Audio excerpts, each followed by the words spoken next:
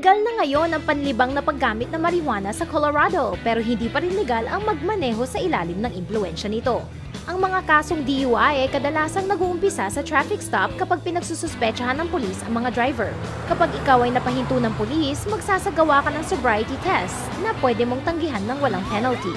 Dito magdedesisyon ng pulis kung aarestuhin ka o hindi. Pagkatapos ng isang pag-aresto, isasagawa ang blood test sa eksena o kaya sa ambulansya o emergency room. Pwedeng tanggihan ng test na ito pero mas malala pa sa DUI ang penalty. May legal na blood limit na 5 nanograms ng THC kada millimeter ng dugo sa Colorado. Ang ibig sabihin nito ay maaring bumagsak sa test ang mga regular na gumagamit ng marijuana kahit na hindi sila humithit sa araw ng pagmamaneho.